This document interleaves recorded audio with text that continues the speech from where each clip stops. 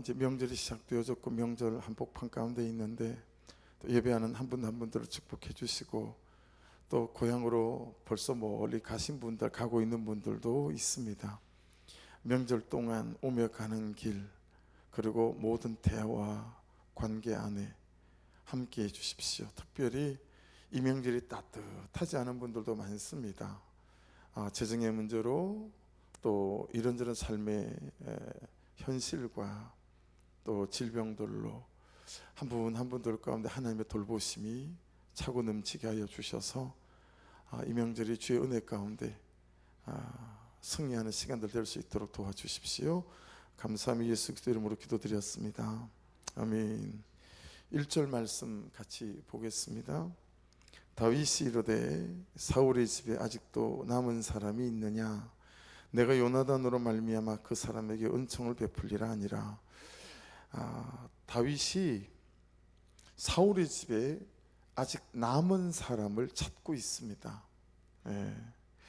지금 이때는 어느 때쯤이냐면 이제 사울 왕이 죽고 그리고 요나단도 같이 죽고 다윗이 왕이 된 지 한 17년에서 18년 되어져 가는 그 어간이었습니다.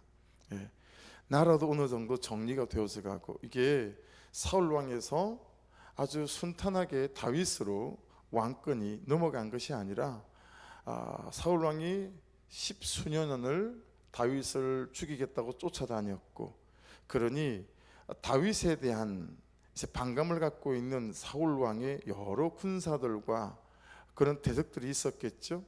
그리고 10수년을 쫓겨다니니까 다윗은 안 그랬지만 다윗과 함께 있던 많은 사람들은 또 사울 왕에 대해서나 그를 추종하는 세력들에 대한 반감도 있었겠죠.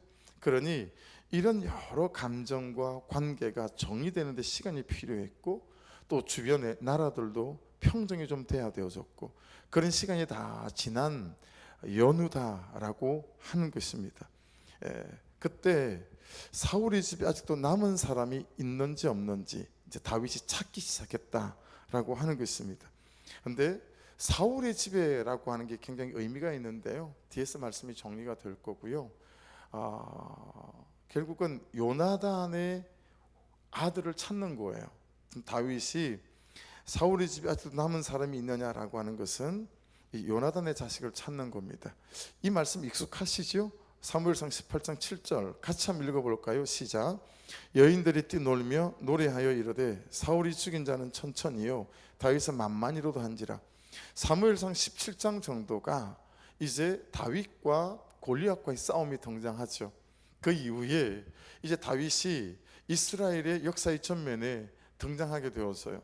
나가는 싸움마다 이기고, 지금 이 싸움도 이제 사울 왕하고 함께 블레셋과의 큰 전쟁에서 이기고 이스라엘로 돌아오는데, 이 여러분이 읽으신 7절 바로 위에 있는 6절 말씀을 보면 어떻게 말씀이 기록되어져 있냐면 이스라엘의 모든 성읍에서 나온 여인들이 이렇게 되어져 있어요.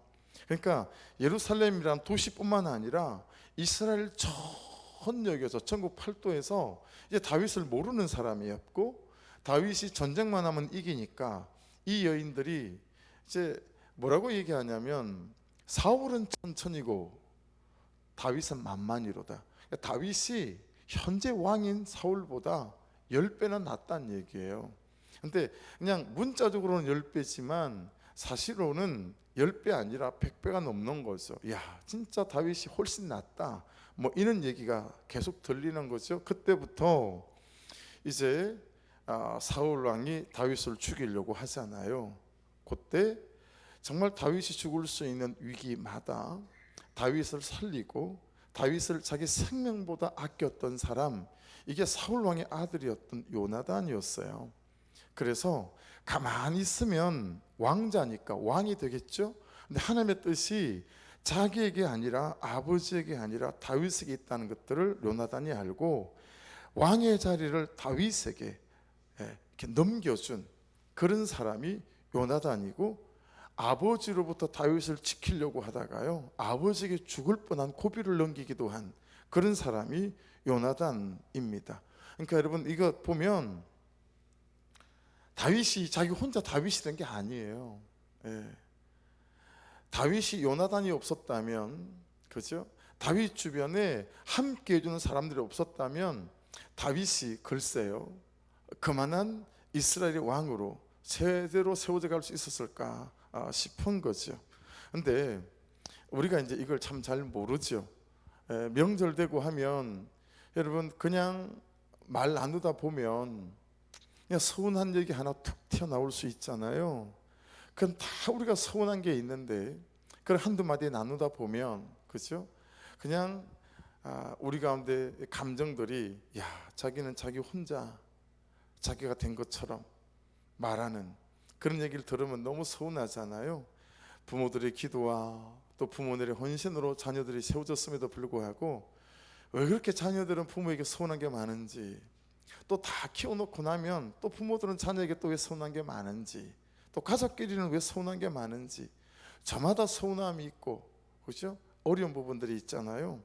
그래서 여러분 이건 이제 어떤 드라마 대사이기도 한데요, 한번 보실래요? 상여는 소박히 하고 음식은 넉넉히 하라. 장례는 5일 동안 하고 문상객은 귀천에 상관없이 받아라. 사는 날 동안 도움받지 않은 이가 없다. 조선 후기 말에 한 대감이 왕 임금의 스승이었던, 그는 모든 사람부터 존경받던 분이 이제 죽기 전에 이렇게 써요, 자기 장래에 대해서. 그러면서 이 말을 남겨요. 근데 여러분 이게 참 마음에 많이 남더라고요. 저는 사는 날 동안 도움받지 않은 이가 없다라고 하는 이 말. 우리는 다 내가 잘나고 내가 열심히 살고 내가 성실해서 여기에 이른 줄 알지만, 여러분 세상에 나 혼자 힘으로 여기에 도달한 사람이 누가 있겠어요? 부모님이 낳아줬길래 우리가 지금 여기에 있는 거고, 이런저런 주변의 돌보심 때문에 우리가 오늘을 살아가고 있는 것 아니겠어요? 그렇죠? 근데 우리가 이런 걸 잘 모른다라고 하는 거예요.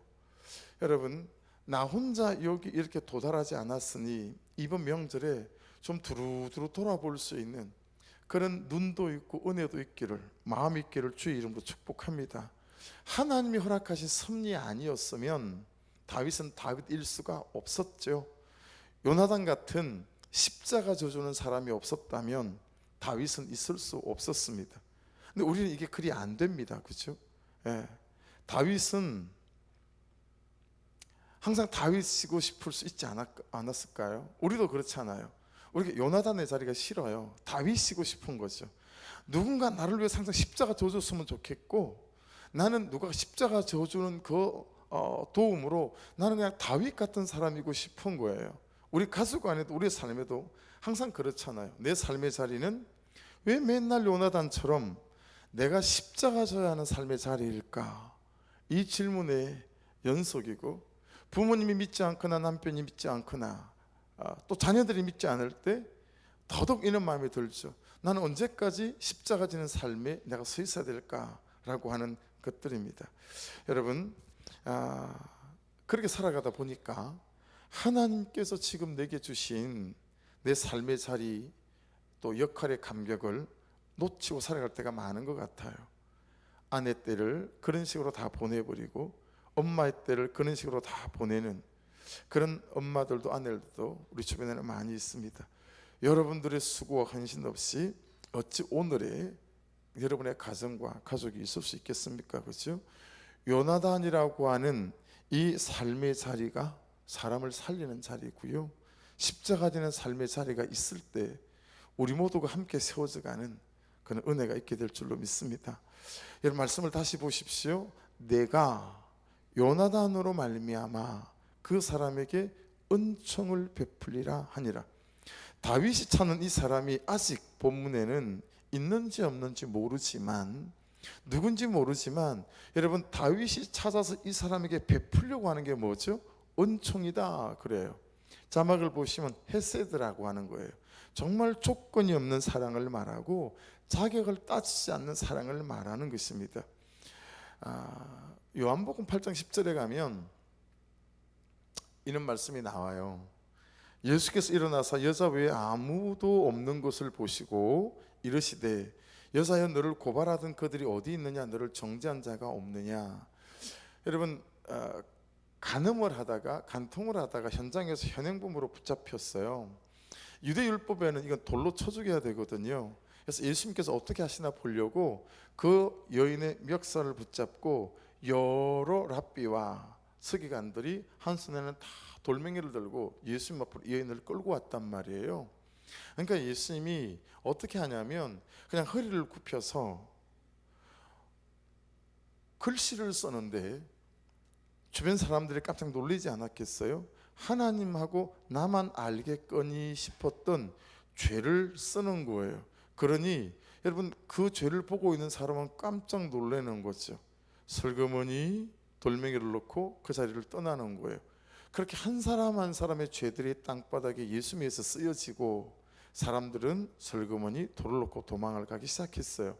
그러고 난 후에 주님께서 말씀하시는 거예요. 야, 너를 죽이겠다고 돌멩이 두고 왔던 그 사람들 다 어디 갔냐? 아무도 없냐? 너를 정죄한 자가 누구 있냐? 라고 물어보는 대목이에요. 여러분 이 말씀을 이렇게 문맥을 따져보면 다 도망가고 없었거든요. 그런데 이 여인의 입장에서는 한 사람이 남아있는 거예요. 그게 누구냐면 자기 자신이었던 거예요. 자기 자신. 돌을 들고 자신을 정죄하며 돌로 쳐 죽이겠다고 한 사람들은 다 떠나고 하나도 남은 사람이 없는데 아직도 자신을 정죄하는 사람이 남아있는 거예요. 그게 누구냐면 자기 자신인 거예요. 자기 자신이 용서가 잘 안 되는 거죠. 난 어쩌다가 이렇게 되어졌을까? 난 왜 이랬을까? 뭐 이런 것들인 거죠. 그것도 예수님께서 하시는 말씀입니다. 11절이에요. 예수께서 이르시되 나도 너를 정죄하지 아니하노니 가서 다시는 죄를 범하지 말라 하시니라. 나도 너를 정죄하지 않으니까 너도 너를 정죄하지 말아라. 이게 이 뜻이거든요. 사랑하는 여러분, 우리가 우리 자신을 정죄할 때가 되게 많이 있잖아요. 그렇죠? 근데 주님께서 야, 나도 너를 정죄하지 않으니까 너도 너 자신을 정죄하지 말아라. 혹시 지금 우리 중에 내가 내 자신이 용서가 되지 않아서 나를 욕하고 저주하는 사람이 다 떠나고 아무도 없는데 내가 나를 세워놓고 내 인생과 내 삶을 저주하고 내가 내 자신이 가장 한심스럽고 내가 내 자신이 용서가 안 되고 세상에서 제일 나를 미워하는 사람이 나 자신인 분들 혹시 없으신지 모르겠습니다.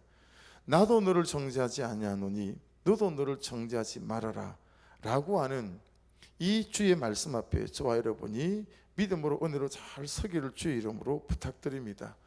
내가 요나단으로 말미암아 그 사람에게 은총을 베풀리라. 그 베풀리라에 좀 방점이 있는데요. 이 베풀리라는 아사라는 단어예요. 예.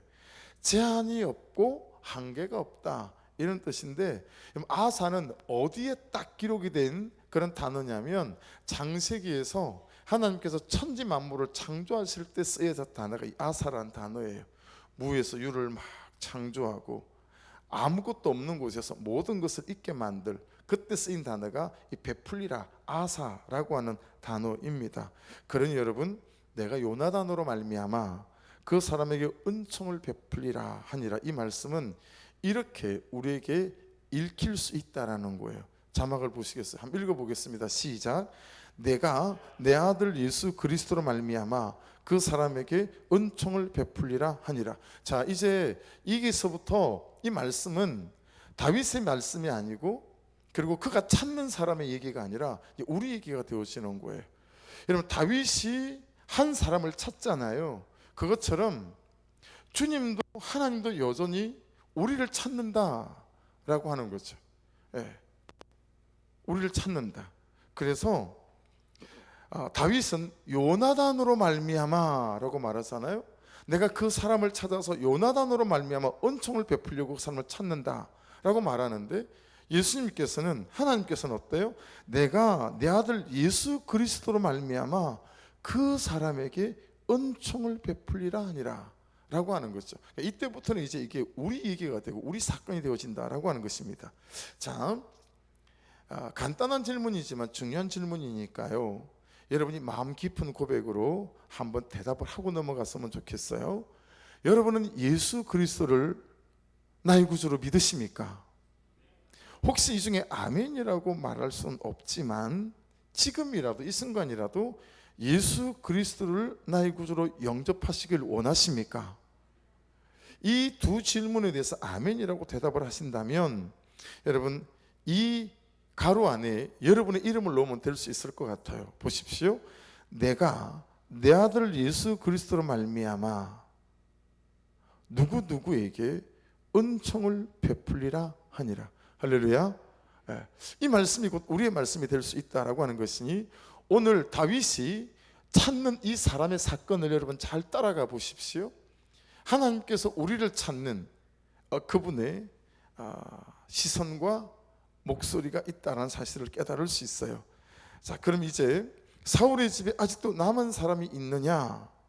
이 사람 다윗을 위하여 십자가를 진 요나단의 아들, 이 사람이 있는가라고 하는 거죠. 자, 2절 3절을 연속해서 같이 한번 읽어보겠습니다. 시작. 사울의 집에는 종 한 사람이 있으니 그의 이름은 시바라. 그를 다윗의 앞으로 부르매 왕이 그에게 말하되 내가 시바냐 하니 이르되 당신의 종인이다 하니라.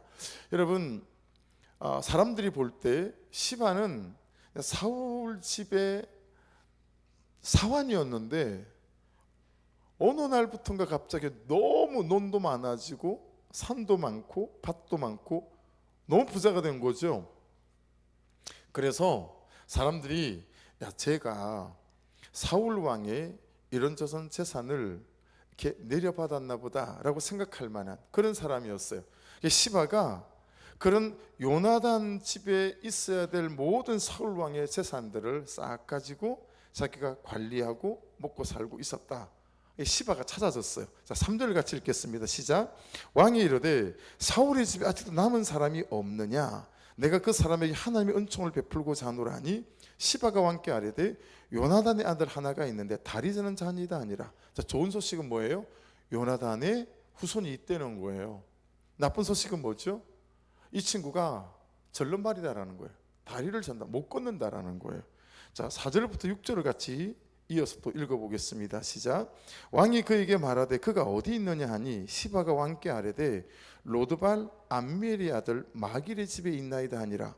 다윗 왕이 사람을 보내어 로드발 암멜의 아들 마길의 집에서 그를 데려오니 사울의 손자 요나단의 아들 머비보셋, 자, 이름이 나왔습니다. 이제 머비보셋이 다윗에게 나와 그 앞에 엎드려 절하며 다윗이 이르되 머비보셋이여 하니 그가 이르기를 보소서 당신의 종이니이다.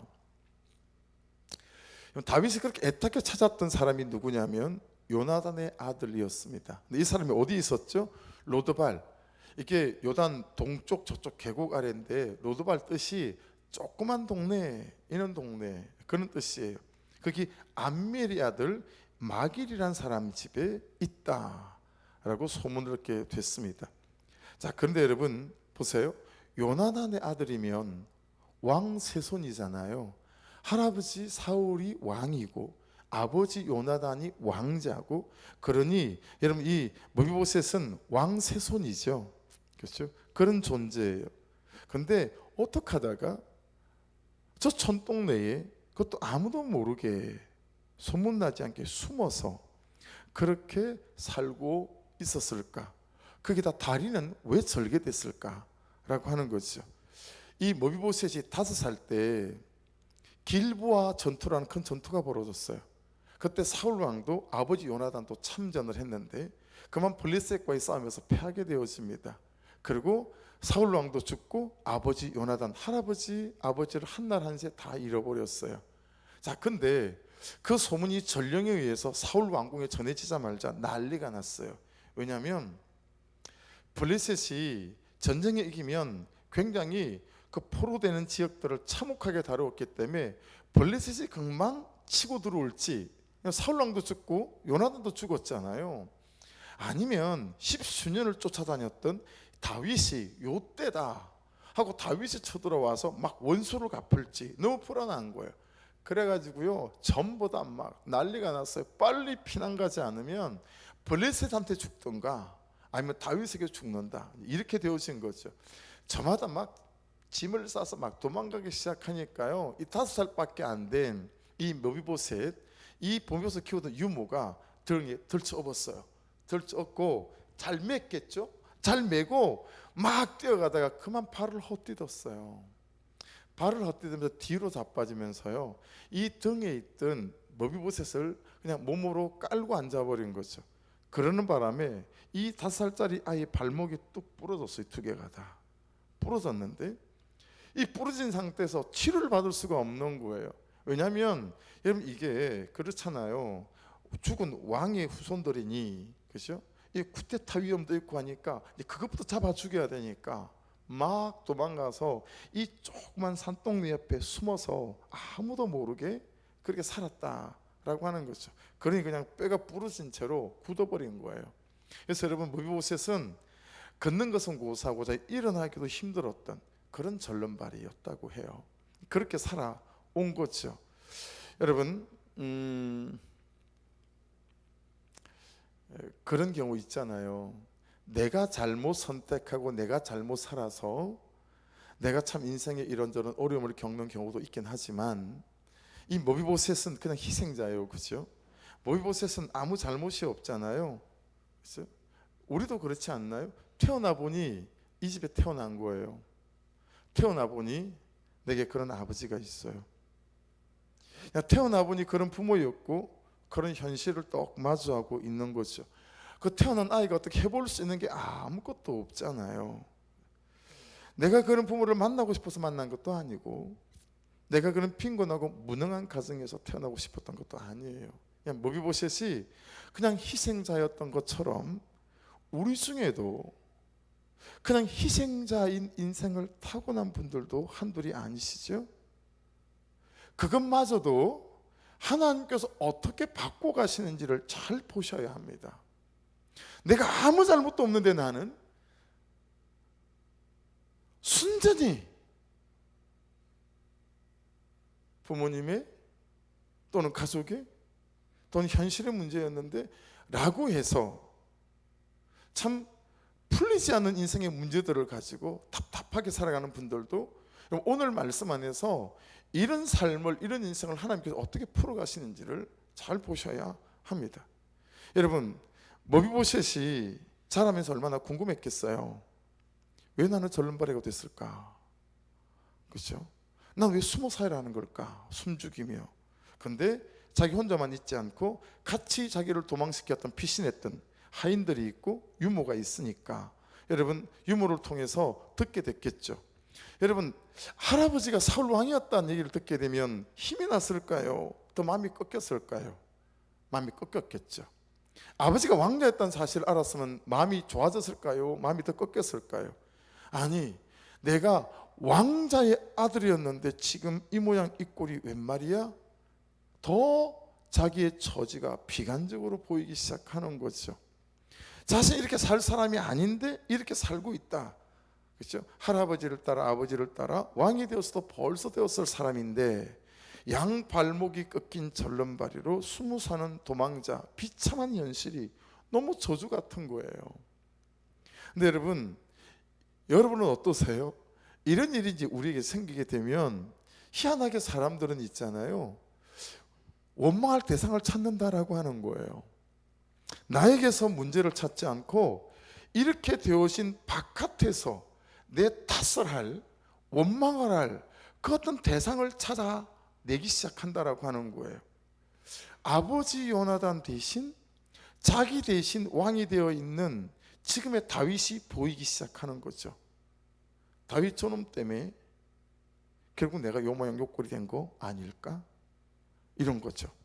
할아버지 사울이 죽은 것도 다윗 때문인 것 같고, 아버지 요나단이 죽은 것도 결국 다윗 같다는 생각이 자꾸 생각이 들다 보면 어떻게 됐죠?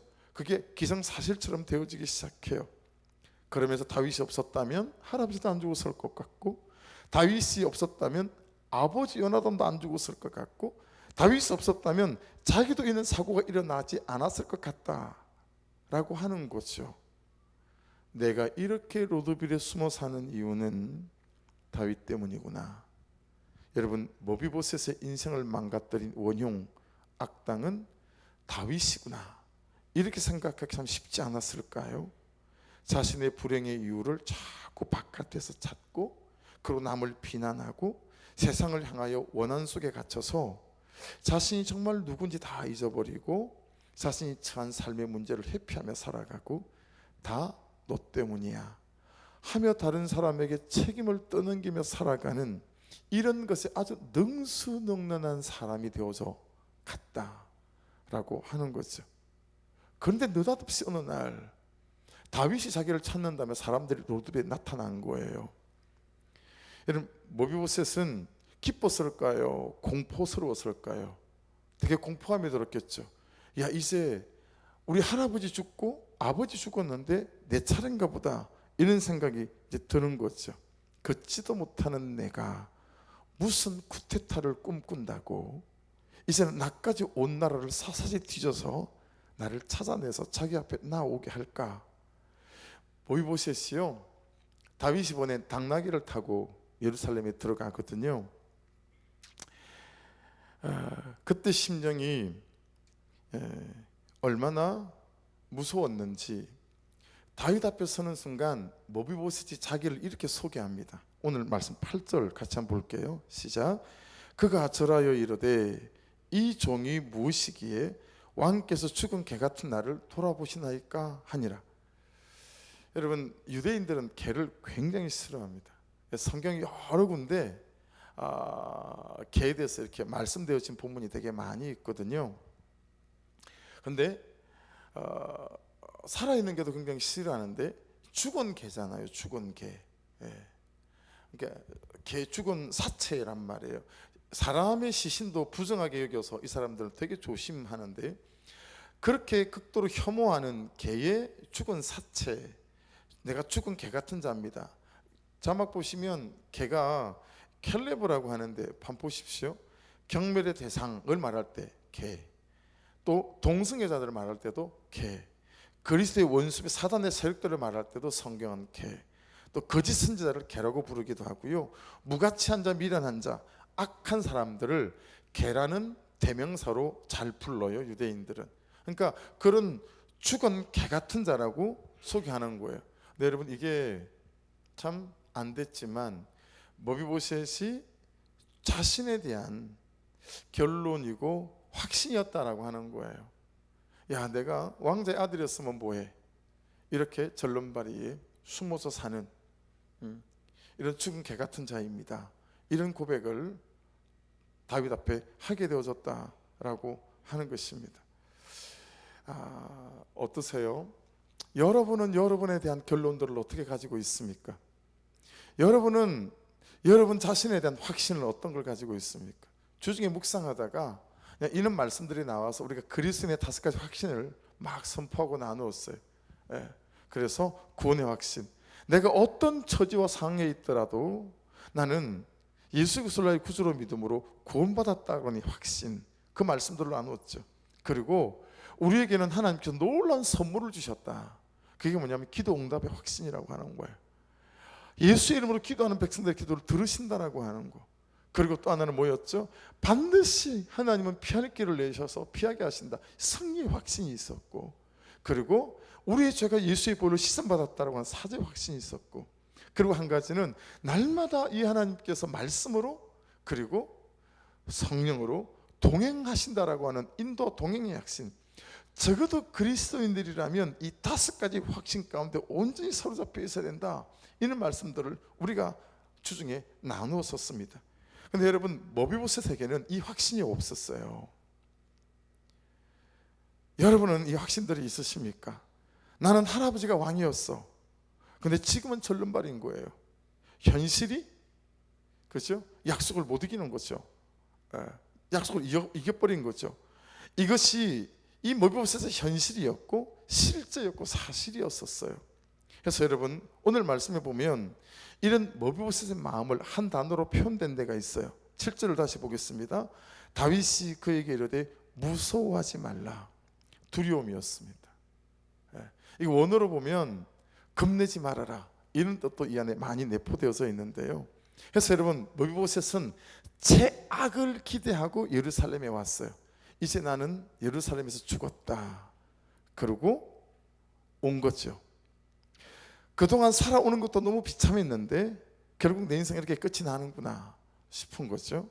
근데 여러분, 다윗이 뭐라고 말하는지 7절 통으로 한번 읽어보겠습니다. 7절입니다. 시작. 다윗이 그에게 이르되 무서워하지 말라. 내가 반드시 내 아버지 요나단으로 말미암아 내게 은총을 베풀리라. 내가 내 할아버지 사울의 모든 밭을 다 내게로 도로 주겠고 또 너는 항상 내 상에서 떡을 먹을지니라 하니. 다윗의 궁전으로 인도된 머비보셋이요, 몰랐던 게 있죠. 그리고 늘 피해의식에 젖어 있던 그로서는 꿈조차 꿀 수 없었던 게 있죠. 그게 뭐냐면 자기가 지금 다윗 앞에 온 건 죽기 위해서가 아니라 사랑받기 위해서 온 거구나 라는 거였어요. 꿈에도 생각해 본 적이 없었어요.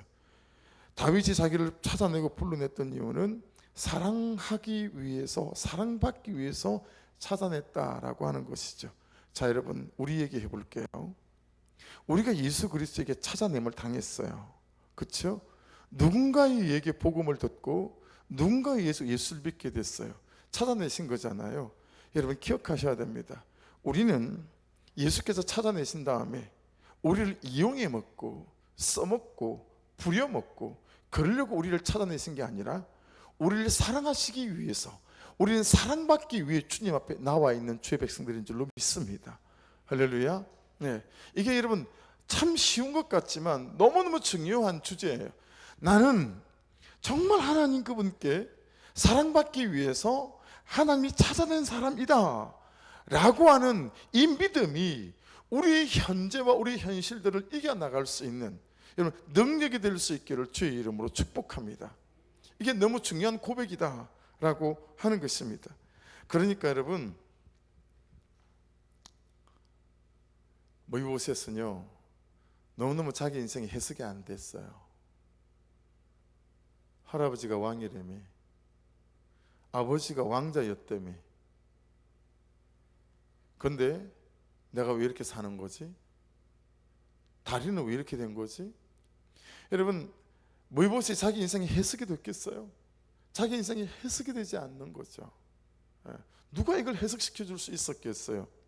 근데 여러분, 이 다윗 앞에 와서 다윗의 말을 듣는 그 순간부터 이제 머비보셋이 자신의 삶이 해석되기 시작하는 거예요. 저주받은 삶이라고 생각했는데, 세상에서 가장 버림받은 삶이라고 생각했는데, 여러분 그게 아니었던 거죠. 예. 그래서 오늘 말씀에서 세 번이나 반복되는 게 있거든요. 혹시 아까 읽으면서 보셨어요? 3절을 1절을 먼저 다시 보겠습니다. 다윗이 이르되 사울의 집에 아직도 남은 사람이 있느냐 그러죠. 3절은 보십시오. 왕이 이르되 사울의 집에 아직도 남은 사람이 없느냐. 하나는 남은 사람이 있느냐 물어보고, 하나는 남은 사람이 없느냐 라고 물어보는 거죠. 하나는 정말 강한 부정이고요, 하나는 너무 강한 긍정이에요. 정말 남은 사람이 없느냐라고 묻는 거예요. 여러분, 머비보셋이 그가 살아가며 한 가장 큰 일은, 그리고 우리가 살아가면서 할 수 있는 가장 큰 일은 남아있는 자가 되는 것입니다. 여러분, 대단한 일을 하려고 애쓰지 않으셔도 괜찮아요. 오늘 말씀의 근거에서 볼 때 우리 인생이 해석되어져 가는 그 시점에서 가장 중요한 건 뭐냐면 내가 남아있는 자가 되어지는 거예요. 여러분, 머비보셋은 몇 번이나 죽고 싶었을까요? 가늠해 볼 수 있겠어요? 얼마나 많이 그만 살고 싶었을까요? 얼마나 많이 에라 모르겠다, 숨어 사는 이 누추한 삶, 절름발이로 사는 이 비참한 삶, 이제 안 살란다, 여러분 그런 마음이 얼마나 서서 찾아들었겠어요. 근데 머비보셋은 피투성이라도 살아냈습니다. 그리고 살아 있었습니다. 붙어 있었던 거죠. 우리가 할 수 있는 가장 큰 일은 피투성이라도 붙어 있고 살아 있는 일입니다.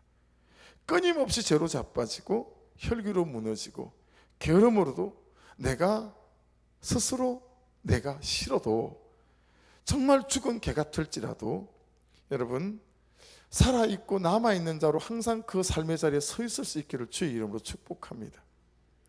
그러니까 오늘 일부 예배 대표 기도하는 집사님도 기도를 하다 기도를 못해요.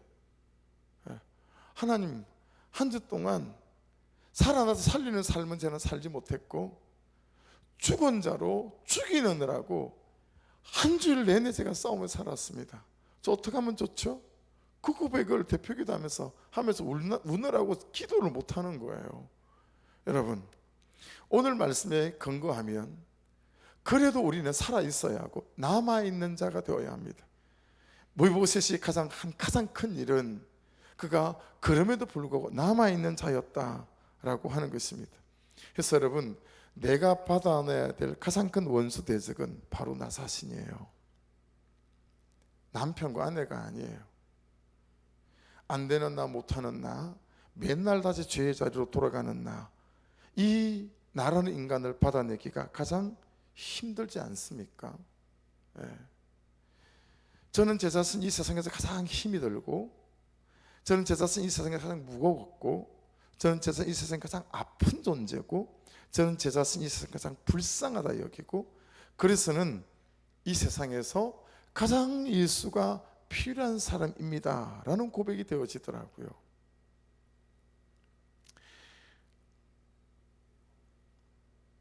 (3월달) 되면 저희 교회에서 많으면 한 40교회 목사님들, 적으면 한 30교회 목사님들이 그냥 저희끼리 하는 이제 컨퍼런스가 될 것 같아요. 김장계 목사님도 잠깐 왔다 가실 것 같고,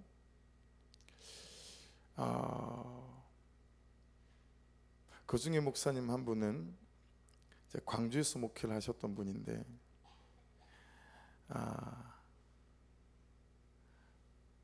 아들이 내가 왜 예수를 안 믿는지 알아? 당신 때문에 안 믿는 거야. 그리고 집을 뛰쳐나가고, 사모님하고는 이혼하기로 합의를 보고 자신 몸은 위암이고, 다 내 인생은 망했다, 스탑이다. 근데 이분이 되게 똑똑하세요. 제가 목사님들 만나보면 이분이 참 아는 게 많다 없다 이렇게 알잖아요. 되게 아는 게 많고 설교도 되게 잘하시는. 근데 삶이 산산조각이 난 거예요. 목회도 이제 그만둬야 되는 거예요. 그랬는데 저를 친하게 지내는 세종 한빛교회 김한규 목사님이, 야, 이혼을 하더라도 목회는 그만두더라도 세미나 한번 갔다 와서 그만둬라. 그러고는 세미나비를 대주고 등록을 해주고 억지로 떠다밀어서 보낸 거예요. 우리도 이렇게 잘 뒷좌석에 앉아가지고 아프니까 앉아가지고 듣는 둥 마는 둥 조다가 잘다가 야, 귀찮아 죽겠더래요. 그러고 있는데 제가 말씀을 묵상해 나가다가 저를 보게 된, 깨닫게 한, 야 남기훈이 너 정말 사역에 진심이 있다는 거 내 안다. 그런데 너는 영혼에 대해서는 손톱만큼도 진심이 없는 구원을 액세서리쯤으로 여기는 그런 목사야. 야, 여러분, 이게 제게 깨달아지고 제게 하나님께서 알게 하셨을 때 제가 얼마나 깊은 통해와 자복이 있었는지. 그래서 제가 패널 강사로 앞에서 패널 토론하면서 그 얘기 나눈 거예요. 알지도 못하는 목사가 보이지도 않는데 그 소리가 귀에 들어온 거예요. 그 순간 이분이 자기 인생이 해석이 된 거예요. 내가 위암에 걸린 것도, 내가 아내와 이런 관계가 되어진 것도, 내 아들이 내가 당신 때문에 예수 안 믿는 거야, 그리고 집을 뛰쳐나간 것도 인생이 해석이 되기 시작하더래요. 그 말 한마디에. 그리고 그 한마디에 그분이 그의 무릎을 꿇고 울기 시작한 거예요. 그 세미나가 끝나고 우리는 이 사연들을 아무도 몰랐어요. 이제 양육을 또 제가 받으려고 앉았는데, 이제 한 주 지나고 그 다음 주 양육을 하거든요. 자기소개를 하는데 이분이 자기소개를 하는 거예요. 저는 이런 이혼 뭐였고 뭐였는데, 뒤에 앉아 있는데 어떤 목사님이 앞에서 패널 토론 강의를 하면서 이 한마디를 했는데 그 한마디가 내 인생의 해석이 되기 시작했어요. 근데 그 목사님이 전 누군지도 몰라요.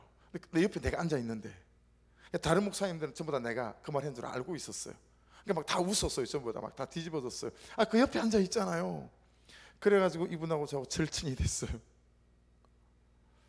그리고 사모님한테 무릎을 꿇고 용서를 구하고, 아들한테는 집을 나갔으니까 핸드폰으로 동영상으로 전화를 걸어가지고 무릎 꿇고 용서를 구하고, 지금은 서울의 좋은 교회 청빙이 되어 오셔서 목회 잘하고 계세요. 여러분, 말씀으로 인생이 해석이 되면 그때부터는 살아나는 역사가 시작될 줄로 믿습니다. 제 죄가 그분의 죄였던 거예요. 저의 악함이 그분의 악함이었던 거예요. 그래서 그 해석된 저의 죄된 삶 한 구절이 여러분 수십 명의 목사님들과 수십 명의 목사님의 목회와 수십 명의 교회를 살려내고 있는 거예요. 죄 고백이 수치스럽다고요? 아니에요. 내 죄된 삶의 수치스러운 고백이요, 나도 살리고 모두를 살릴 수 있는 거예요.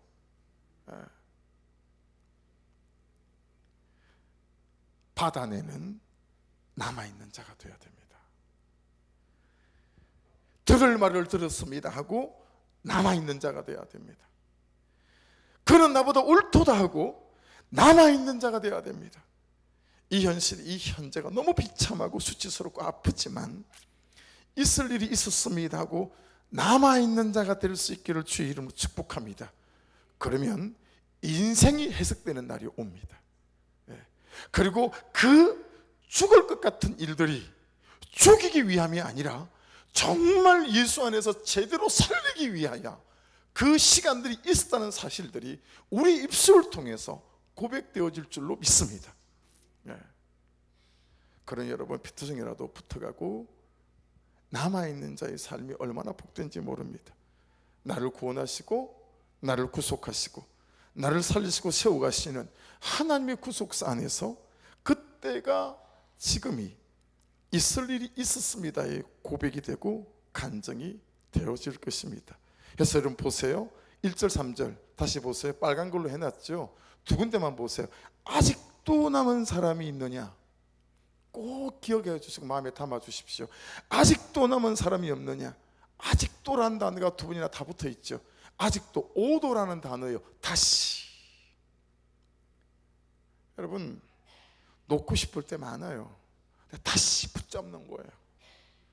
또 다시 붙잡는 거예요. 또 다시 붙잡는 거예요. 여러분 또 다시 붙잡는 은혜가 있기를 주의 이름으로 축복합니다.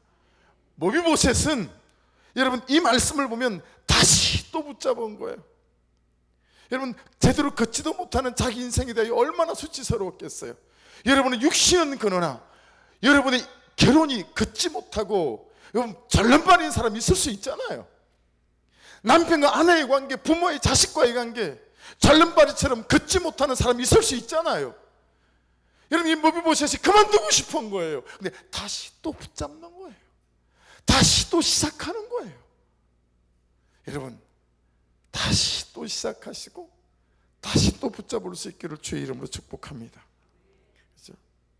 그때 내 인생에 해석을 주시는 말씀으로 우리를 불러다 앉힐 수 있다라고 하는 거예요. 어떤 자리보다 우리가 서야 할 남은 자의 자리는 그래서 여러분 사랑하는 자리여야 된다라는 거예요.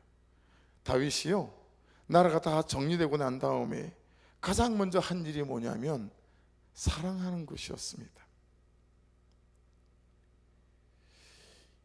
이 사건과 이 장면이 다윗의 인생의 핵을 걷는 굉장히 중요한 대목인데요. 여러분 보세요. 이스라엘의 진짜 왕이 됐어요. 17살에 기름 부으심을 받았는데 13년을 도망다니면서 야 이거 뭐 이런 표현 죄송해요. 개뿔. 이스라엘 왕은 살아나 있을지 모르겠다. 그리고 도망을 다니지 않습니까? 어떤 때는 미친놈처럼 막 계급품을 불면서 겨우 살아나기도 하고. 그런데 왕이 됐어요. 사울을 추동하는 사람들이 여기저기에서 짧은 소요와 쿠데타들이 있었겠죠. 다 정리했어요. 자, 주변 나라들도 정리가 됐어요. 그렇게 세월이 갔어요. 자, 그쯤 돼서 한 15년, 16년, 17년 흘러가니까 이제 안정감이 딱 생겼어요. 이제 힘이 제대로 생겼어요. 이제 그에게 돈이 있어요. 그렇죠? 이제 어떤 능력이 있어요. 이제는 다윗이 임금자리에서 하면 이제는 말빨도 먹혀요. 제대로 이스라엘의 왕이 된 거예요. 누구라도 야, 하나님이 다윗과 함께 한 것 같아 인정할 만한 때가 된 거죠. 힘이 생겼어요. 그렇죠? 은사와 능력이 생겼어요. 자, 이쯤 되면 어떤 일이 생기냐면, 자, 이제 이것들을 어떻게 사용하지? 라는 생각이 들기 시작하는 거예요. 질문은 이겁니다. 자막이 있어요. 같이 한번 읽어보겠습니다. 시작. 나는 나의 삶을 움직여가는 수단으로 무엇을 선택할 것인가? 힘인가? 아니면 사랑인가? 나는 여전히 미워하고 정오하는 사람이 될 것인가? 용서하고 용납하며 마음을 여는 사람이 될 것인가? 해서 여러분 1절을 다시 볼게요. 다윗이 이르되 사울의 집에 아직도 남은 사람이 있느냐? 내가 요나단으로 말미암아 그 다음 그 사람에게 은총을 베풀리라 하니라. 1절과 3절과 그리고 7절에 3번 반복돼요. 이 말씀은, 여러분, 다윗은 자기에게 주어진 걸 가지고 뭘 하기로 결정한 거죠? 사랑하기로 결정한 거예요. 네. 이 다윗의 말은 실상은 이런 말입니다. 내가 사랑하려 하는데 일생 나를 죽이려고 쫓아다닌 원수 사울의 후손 중에 남한 사람이 있는가? 다윗은요, 사랑할 원수를 찾고 있었던 거예요. 그래서 요나단의 후손 중에, 요나단의 가문 중에 남아있는 자가 있느냐 이렇게 부르지 않고 사울의 집안에 남아있는 자가, 사울은 10수년을 자기를 괴롭혔던 원수 아닙니까? 원수. 자기가 가진 돈, 자기가 가진 능력, 여러분은 어디에 쓰려고 하는 거죠? 이걸 어디에 쓰지? 그리고 모비보셋을 찾기로 결정했어요. 그리고 모비보셋을 찾은 다음에 그럼 이 사람을 어떻게 하지? 자기가 가진 모든 것들로 사랑하기로 결정한 거다라고 하는 것입니다. 여러분의 남편이나 아내나 부모가, 가족이 이 명절에 내가 사랑해야 될 원수가 아닐까요? 다윗은 요나단의 아들을 찾으면서도 굳이 사울의 집에 한 이유가, 사울의 집에라고 한 이유가 여기에 있습니다. 다윗이 이렇게 모비보셋을 찾은 이유는 요나단과의 언약, 약속 때문이죠. 같이 한번 읽어보실래요? 사무엘상 20장 14절로 15절입니다. 너는 내가 사는 날 동안에 여호와의 인자하심을 내게 베풀어서 나를 죽지 않게 할 뿐 아니라 여호와께서 너 다윗의 대적들을 지면에서 다 끊어버리신 때에도 너는 내 인자함을 내 집에서 영원히 끊어버리지 말라고, 이렇게 약속했어요. 이 요나단이, 야, 이 다음에 네 왕 되잖니? 그럼 나 생각해야 돼. 그리고 내 새끼들도 네가 다 봐줘야 돼. 여러분, 힘이 있으면 잊어버리기 쉽잖아요. 우리가 잘 그러잖아요. 근데 다윗은 힘이 생겼을 때 하나님, 이 힘 어디다 쓸까요? 한 거예요. 여러분은 여러분의 재능과 은사를 어디에 쓰세요? 하나님이 주신 것들을 어디다 쓰죠? 어떻게 쓰시죠? 좀 잘난 거 가지고 못난 사람 배척하고 판단하고 정죄하고 차별하는 데 쓰지 않으세요? 다윗은 사랑하는 데 쓰기로 작정한 거예요. 그리고 그 사랑이 이제 사람을 살리는 역사들로 시작되어지는 거죠. 여러분, 우리에게도 약속이 있어요. 그렇죠? 사도행전에 가면 이르되 주 예수를 믿으라 그리하면 너와 내 집이 구원을 받으리라. 수없는 약속 중에 명절에 맞는 말씀을 찾아냈어요. 여러분, 저와 여러분이 예수를 믿으면 우리 때문에 우리 가정과 가족과 가문과 집안이 구원받는다라고 말씀하고 있습니다. 사랑하는 여러분, 어떻게 할 때요? 내게 주신 것들을 사랑하기로 결정하고 사랑하는 데 쓰기 시작할 때 모두를 살리는 선한 역사들이 나타나기 시작한다라고 하는 거예요. 그래서 7절 말씀해 보면 다윗이 그에게 무수하지 말라, 겁내지 말아라, 그렇게 말한 거죠. 그래서 다윗이 그렇게 무수하지 말라, 바로 다음에 이 말씀이 나옵니다. 내가 반드시 내 아버지 요나단으로 말미암아 내게 은총을 베풀리라. 내가 내 할아버지 사울의 모든 밭을 다 내게 도로 주겠고 또 너는 항상 내 상에서 떡을 먹을진지라 하니. 그날부터요, 모비보셋은 다윗의 아들들도 못 해본, 항상 다윗과 겸상을 했다고 합니다. 성경에 그게 이제 여러 군데 나와요. 모이보셋은 항상 다윗과 겸상을 하는 거예요. 왕과 함께 밥을 먹는 그런 삶이 시작되어졌다라고 하는 거죠. 말씀을 정리합니다. 여러분, 오늘 설교 제목은 해석이 되는 인생입니다. 모이보셋은 자기 인생을 해석하지 못했어요. 그런데 다윗이 그를 불러 자기를 죽이기 위해서가 아니라 사랑하기 위해서 자기를 불렀다라는 그 사실 앞에 자기의 삶이 해석되기 시작했죠. 김삼일 목사님은 저의 죄된 삶, 실패했던 삶, 그 한 줄의 그 말에 그분의 인생이 해석되기 시작했고, 그리고 수많은 목사님들의 삶과 사역이 해석되기 시작했다라고 고백들을 하세요. 저도 마찬가지죠. 또 다른 분들의 제 고백과 그들의 묵상 간증들을 통해서 내 삶이 해석되어져 가는 거예요. 사랑하는 여러분, 혹시 지금 로드빌에 거하고 계시는 그런 때를 보내고 있는 분 있을 수 있죠? 지금 그냥 두 발목이 꺾인 채로 걷지도 못하는 그런 때를 지나가고 있는 인생의 때처럼 느껴지는 분들도 있을 수 있으시죠? 남은 자가 되시기를 주의 이름으로 축복합니다. 말씀에 남고 예배에 남고 기도에 남은 자가 되시기를 주의 이름으로 축복합니다. 그러면 사랑하기 위해서 여러분을 불러 앉히시고 뒤를 돌아볼 때 그 파편 같은 모든 조각 하나하나가 나의 인생의 구속사 가운데 하나님 그분께서 내 구원을 이루어 가시는 과정이었다는 사실을 깨닫고 그 처참했던 현실들이, 여러분 이날 이후로 이 모비보셋이 얼마나 많은 사람들에게 그의 삶 자체가 간증이 되고 그의 삶 자체가 증거가 될 수 있었겠어요. 그렇게 여러분의 남은 삶이 그렇게 세워져 가셔서 우리의 삶 자체, 실패, 가난, 그 고통들, 절름발이었던 인생 자체가 참으로 살리고 살려내는 하나님의 간증들이 될 수 있기를 주의 이름으로 축복합니다. 기도하겠습니다.